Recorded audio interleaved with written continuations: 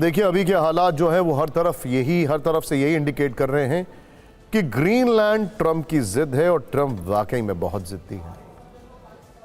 Trump एक तरफ Greenland को धमका रहे हैं तो दूसरी तरफ ईरान से भी तलवारें खिंच गई हैं। फिक्र में अगली खबर की शुरुआत हम धमकियों के इसी सीरियल ब्लास्ट से करते हैं। इस खबर में दो मुख्य पात्र हैं, एक है अमेरिका के राष्ट्रपति डोनाल्ड ट्रंप और दूसरे ईरान के supreme leader ayatollah Ali Khamenei. दोनों की उम्र में बस 4-5 साल का ही फर्क है। वैसे खैर, दोनों की सेनाएं और घातक हथियार इस वक्त अपनी सीमाओं पर रेडी टू फायर मोड में तैनात हैं, लेकिन उससे पहले दोनों तरफ से धमकियों के बम फोड़े जा रहे हैं। ऐसा लग रहा है दोनों के बीच एक प्रतियोगिता चल रही है कि ज्यादा डरावनी धमकी कौन देगा। कोई शोले फिल्म के विलेन गब्बर की तरह हाथ काटने की धमकी दे रहा है, कोई नक्शे से मिटा देने की धौंस दे रहा है। आज हम आपको दोनों पक्षों की धमकियों के सीरियल ब्लास्ट सुनाएंगे। हालांकि कुछ वीडियोस उसमें एआई जनरेटेड है, स्टिल्स, इसलिए एक डिस्क्लेमर है।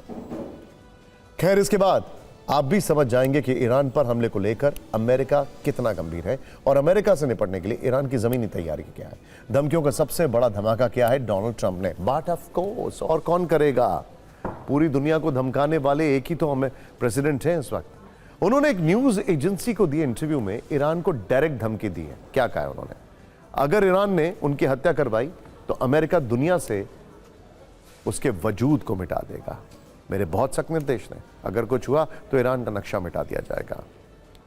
ट्रंप की इस धमकी का जवाब ईरान के आर्मड फोर्स के प्रवक्ता जनरल शेखरची ने दे दिया।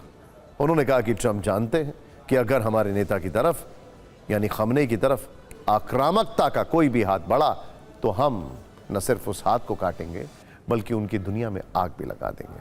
ट्रंप ने इंटरव्यू में यह भी संकेत दिए हैं कि ईरान के खिलाफ सैन्य कार्रवाई का विकल्प अभी भी है। उन्होंने कहा कि ईरान पर अभी हमला टला नहीं है, बस सही वक्त का इंतजार है। कुछ दिन पहले ही डोनाल्ड ट्रंप ने चेतावनी दी थी कि वो खमेनी के 40 वर्षों के शासन का अंत करेंगे। इस बयान के बाद दोनों देशों का तनाव फिर से बढ़ गया है। धमकियों के पीछे बहुत तेजी से सैन्य तैयारियां चल रही हैं। आइए देखते हैं। अमेरिका ने मिडिल ईस्ट में अपनी सैन्य मौजूदगी तेज कर दी है। ध्यान से देखिएगा, अमेरिकी रक्षा विभाग पेंटागन की मंजूरी के बाद मिडिल ईस्ट में अतिरिक्त F-15 विमान भेजे गए, करीब 35 यानी 1.5 स्क्वाड्रन।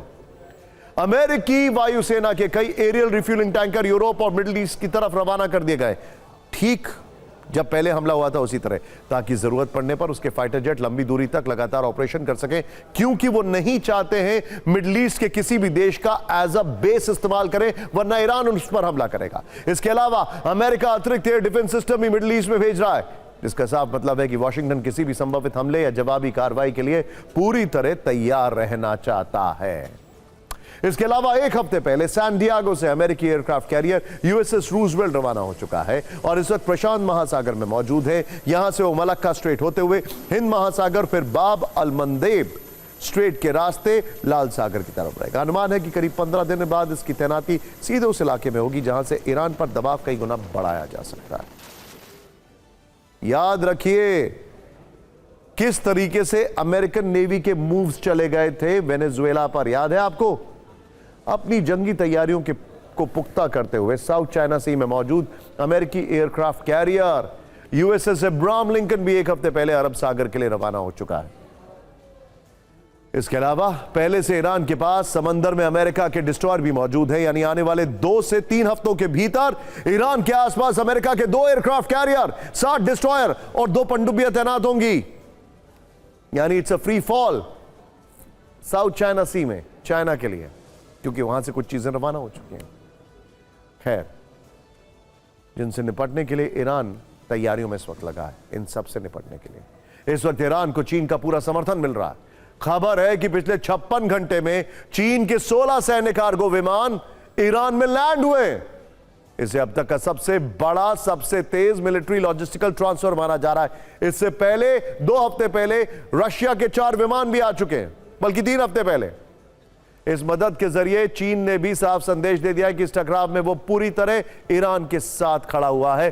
कुल मिलाकर हालात यह है कि धमकियों के बीच दोनों देश जमीन, समंदर और आसमान में लगातार अपनी ताकत बढ़ा रहे हैं। अमेरिका में एक सबसे बड़ी गलती की थी जॉर्ज डब्ल्यू बुश जूनियर ने, इराक और अफगानिस्तान का वॉर फ्रंट एक साथ खोल के। क्या डोनाल्ड ट्रंप कुछ ऐसा करने वाला है? और सबसे बड़ी बात यह है कि कोलिशन से उनको कोई मतलब नहीं, कोई मतलब नहीं। धमकियों की सीरियल ब्लास्ट के बाद अब आपको वो जमीनी हकीकत दिखाते हैं जो हमारे अलावा आपको कोई नहीं बता पाएगा। आपको याद होगा कि जून 2025 में अमेरिका के B-2 बॉम्बर्स ने ईरान के परमाणु ठिकानों को निशाना बनाया था।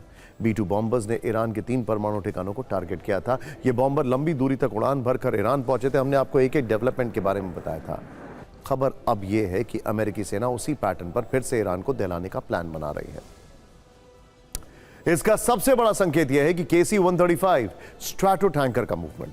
आपको बता दें कि अमेरिका के 4 KC-135 टैंकर अटलांटिक सागर पार करके स्पेन के मोरॉन एयरबेस तक पहुंच चुके हैं। KC-135 स्ट्रैटो टैंकर हवा में फाइटर जेट्स और बॉम्बर की रिफ्यूलिंग में काम आते हैं। इस वक्त इनकी तैनाती का सीधा मतलब है कि इनके जरिए B-2 स्टेल्थ बॉम्बरों के लिए मिड एयर रिफ्यूलिंग का रास्ता तैयार करना। वो क्यों? क्योंकि अमेरिका अपने मिडल ईस्ट में बेसिस का इस्तेमाल नहीं करना चाहता है, क्योंकि बाद में ईरान उसको टारगेट कर सकता है। इसीलिए इसका इस्तेमाल हो रहा है ताकि वक्त पड़ने पर अमेरिका से उड़ान भरने के बाद दुनिया के सबसे खतरनाक बॉम्बर सीधे ईरान पर बमबारी करने के लिए पहुंच जाएं।